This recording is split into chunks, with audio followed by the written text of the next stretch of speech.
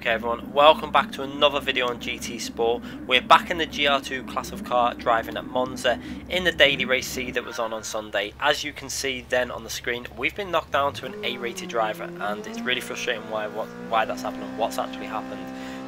On Sunday we had the first race at this track and we got knocked down. We basically got knocked about by one driver who blocked us, brake checked me, took me out at every opportunity, and it knocked 24,000 DR off my rating. Not just 2,400 or 1,000, it knocked 24,000. That's enough rating to probably take 30 odd races of clean, good races to get back at least, probably more than that.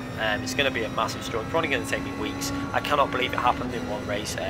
You know, if you go onto Kudos Prime, you will see how much it knocked off me in one race. It's an absolute joke, but I can't do anything about it. All I've got to do is get back to the racing, and this is one of the races that I did straight away after. So you can see there we started in pole position, went through the first corner in the lead, and we've got Jay Adams behind us, a very fast driver on GT Sport. And also I think he might subscribe to the channel, I'm not too sure, but he'll probably check this video out anyway. And he's driving there in that green Lexus, the green and white Lexus right behind us. This is an amazing battle, really respectful, driving pretty much to the limit while defending hard. You're going to see the lap times were way off, and you'll see at the end the difference when what the difference is in lap times when you're not defending. So you can see now he's really putting some pressure on us straight away from the off. I'm trying to get through these two Lesmos as fast as I can to get enough of a pull out of that corner so we're not in the slipstream. You can see there I didn't really worry about fuel saving too much of this race, because you could just about make it to the pit stop midway in the race and then refuel. And with him behind me, I just thought I'm just going to go pretty much maximum attack. Obviously he's in our slipstream. When you're in the slipstream you use less fuel in general on GT Sport, so he was able to save fuel and probably use fuel mixture 2 on the other occasions. You can see himself get really close as we go through the back straight into the final corner.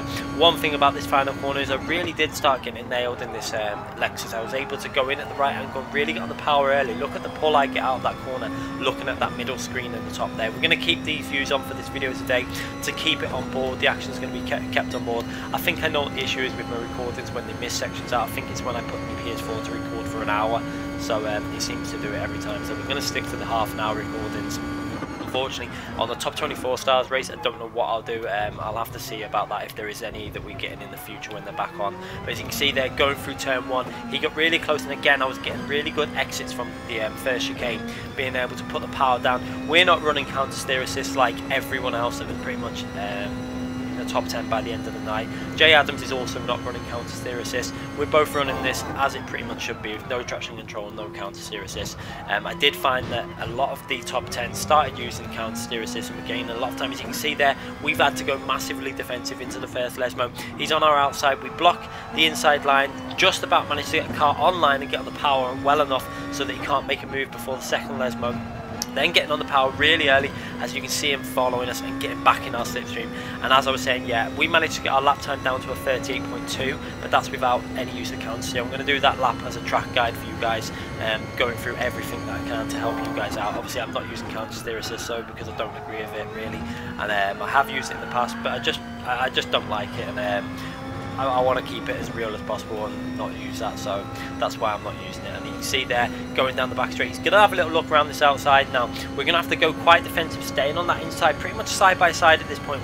He managed to we just pulled away a bit at the end. Makes me think he was just going into that fuel mixture 2 on the end of that straight to try and save a bit of fuel. And you see again, we get that solid exit, but we're going to have to go defensive. I knew straight away I'd need to go defensive at this point. And I actually go over the white line there just to cover that inside in case he wants to go down that right hand side. And you can see now he's managing to close in a bit, but again we've pretty much got that inside line covered. So again, I think you're into fuel mixture 2 at this point just to save fuel. Again, you can see his car just slowly back off, and again through the chicane we're going to try and get a nice solid exit off that corner. And I can see him in the mirror darting around, and this was a really good race to be involved with, especially when it's driving these cars. And probably my favourite car in the game. You know, it's such an enjoyable car to drive and listen to, the way it revs, the way you can really get on the brakes late. And again, they're looking to defend into that corner in case he was going to make a move. I just felt I had to go a little bit defensive just to block any move that was going to be made. And again, we've managed to cover this position. The lap times are fairly slow at the moment. We're doing 1 minute 41.6s. I think I was doing 39.2s eventually when in other races when I was driving on my own. So it shows you the difference it makes when you've got to go defensive. As again, he's getting in that slipstream, I'm going to have to go a little bit defensive here. I can't really do much. He fakes a move down the left. I just keep my car in one position in that middle of the track, and then I'm going to have to brake reasonably late and then down it into third gear just so I can try and get a better entry into that corner, just so I can then get on the power earlier coming off the exit. As you can see there, we managed to get a reasonably good exit so we can cover an opportunity that he might have to overtake. He's got in our slipstream, he's going to try and go around the outside and brake really late or try and get the undercut. So what I have to do is brake late but then hold it on the apex. Just see how I hold it perfectly on the apex there, and then get on the power really early. And again, look how close he is to the limit, running on the outside of the track, dust going up. I'm going to go defensive here, but he's actually gone. He actually went really far over to the right and I felt I couldn't really block him off once he had gone over there. So I give him the space, decided to go back over to the left hand side of the track and try and brake really late. Look how late we brake here. We brake past the 150, braking really late, give him space on the apex so he's got room to take that corner, and then I hold it tight to the line there, and there's a tiny bit of contact I think there, and I think he may have got a penalty. Yeah, we get the penalty and he gets a penalty as well. 5 seconds penalty he got for that. So again, GT Sport, the penalty system, it's still not, it's not really good enough yet. I think there's still a lot of work that needs to be. I think they need to bin this idea of giving penalty for contact. Unless the contact is major, then fair enough, but light contact like that does not need a penalty. Have a little look now and you'll see what I mean. We give plenty of space on the entry in the corner, and then I'm on pretty much maximum steering lock on the exit, and I think he just turned in a little bit too early. You're going to see now how late we brake. We brake that a little bit later, take a little bit more speed in, give him space on the apex so he's got plenty of space, and then he just turns in there. He probably should have just left turn in a little bit later, but he obviously didn't know my rear of my car was there, so it was just a slight contact, nothing major, and we both got a penalty. I got a second, he got 5 seconds, but we're going to carry on racing. I seen it pop up that he had a 5-second penalty, so I did know that all I have to do is pretty much hold the lead, but I wanted to keep the racing going and keep concentrating on trying to get this win in a legitimate way at the front, obviously not finishing behind him, etc. So this is another thing that GT Sport still needs to just sort that out. They just need to, in my view, I don't think you should get a penalty at all for little contact like that. You know, contact like that is going to happen, and to give people penalties, a 5-second penalty for him for that is just ridiculous. He should not have got any penalty, nor should I. It needs sorting. You know, other games, iRacing do not give penalties for that situation. They just give you an X, you know, so it's a contact X, and if you build up a certain amount of them, you're disqualified from the race. So it makes you cautious of the way you're driving. I think that's how they need to start putting a little bit more faith in some of us drivers, I think, as it's getting a little bit frustrating. But anyway, getting back to the action, you see there, he's getting back in our slipstream there as we're coming to the final lap before we have to pit. So this lap, we need to just try and keep in front. He's running really wide there through that last corner, trying to put the power down and trying to see if he can make a move on us going into the first chicane again, but he's too far back.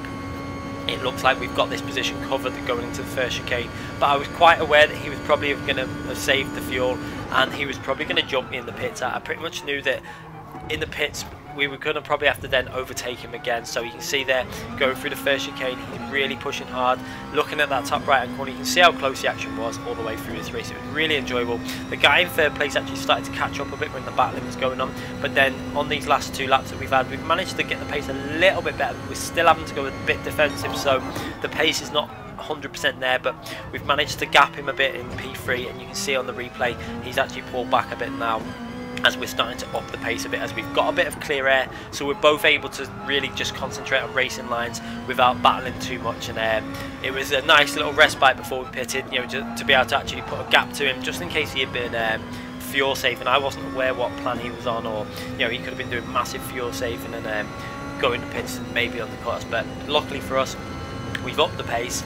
We're going through these sectors a lot better now. As you can see there, we go through this sector, trying to take this chicane really as fast as I could. You can see I really went in aggressive, but again, I'm trying to concentrate on exit speed. You can see my car starts pulling away, but then he's going to get in that slipstream and his car is going to start slowly gaining back on us as we approach the last corner. Fortunately for us, there really wasn't a move on there, so I'd held that off reasonably well, and now we're into the final corner before we go in the pits, as we've got a back marker there just up ahead, and we're going to just pit on this lap and get ourselves some more fuel, because we're on 0.1 litres of fuel. I pretty much knew that that's what had happened there. I'd done the races before this, so you can see both pit crews working on the car, and you're going to see the difference in terms of the fuel he puts in there. So have a little look at that screen now. You're going to see his car pull away before ours, as his pit, obviously he's managed to put a little bit less fuel in than us, as you can see there. He's away and then we're away, so he actually jumped us by ever so small amount, but obviously he's got that penalty. But I wanted to get this position back legitimately.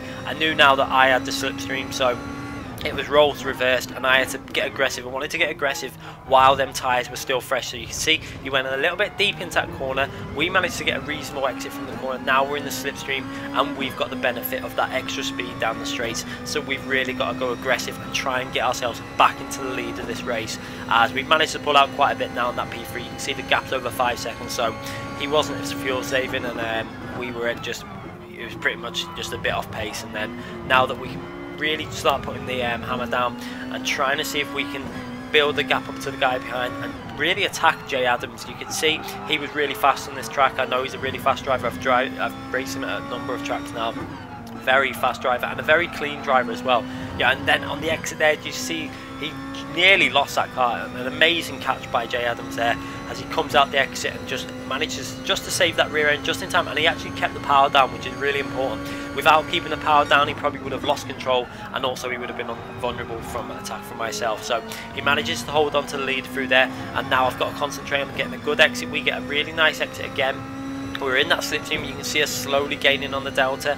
I knew at this point it really wasn't going to be a move on here, but I'm going to have a little look down that inside just so I can see the braking zone before I go into it, as I was a bit unsighted, so I do that very often just so I can glimpse the braking zones, just so I know whereabouts it is. And then we go for that corner really well. He makes a little error, go on the inside. He's then going to go onto that ghost car. I wasn't aware of this at the time, that a ghost car you can still get a slipstream from, so he's actually managed to get a bit of a slipstream from that ghost car. I was expecting him to be behind me at that stage, but then if you look on that front left now out my window, you can see his car. He's actually side by side as we go down into turn 1. I brake a little bit early to give him space, and then I take a really wide exit entry into that corner so I can get on the power a lot smoother. And you can see the difference it makes now once we're in the slipstream. Watch the difference now as our car gets in the slipstream, and that's what I wanted to do, get that exit sorted. So I'm going to have a little look now. I'm going to dart down the inside now and just try and make a move. You can see there, squeeze down that gap before he shuts it. I'm on the inside now. I've got a brake late, but enough just so I don't go over the chicane and get a corner cut penalty. And then on the exit we have a moment on the rear, managed to hold it, and we've pulled off a really nice move there and got ourselves back into the lead. So let's have a look how that started. Going into the final corner, you can see there he got a little oversteer moment. He managed to hold it. We go really nicely through that corner. Go on the inside. I think he thought I was going to go on the outside, but I decided to go on the inside. And then he managed to get a slipstream from that ghost car. You can see there, he managed to get a bit of acceleration. Look at the difference it made going through that ghost car. And then as we go into the braking zone, I had to just brake as late as possible, but give him space. I couldn't brake too late and wipe him out. So I brake as late as I can, take the apex nice, and then take a nice wide entry into that corner, give him plenty of space on the exit of this, the second part of that chicane. And then we've now got a really good pull out of that corner, and we're going to make that move down that left hand side. So you could see, I'm not sure if he thought I was going to go for it or not, but I just decided last minute I'm going to squeeze down there. He looked like he was going to block it off, but I just got my car in that space before he could really do anything. I braked really late, down into second gear, and then just about held the apex and got on the power. And then again, the car just nearly stepped out of me, but we got away with that, and we're into the lead in this race. What an enjoyable 7 laps that has been. That was really, I mean, I have to say, I was really enjoying that when I was involved with that. And now we've got to make sure we can defend from Jay Adams again. Luckily, I filled up fully in the pits, so I knew that my fuel would be fine to the end to use one fuel mixture. I'd managed to hold him off for the first 5 laps, so I was fairly confident that I could do it again. So again, he's getting in that slipstream, but then we're going to come into the braking zone for this chicane. I'm going to try and get a nice clean exit from this chicane. You can see there, he gets a massive moment of oversteer again, and he runs wide coming out of that chicane. Look in that top right hand corner on the replay camera, you can see he got a massive moment, and then that's give us a nice bit of breathing space, so he can't make a move into this final corner or going down the back straight, the final straight, obviously, before we go over the line. So looking again there, you can see we've actually lost some of our, and again he runs wide there. I don't know if he got another penalty for that. The game very often will give you a penalty for running wide through that corner, so it's possible we might have got another penalty.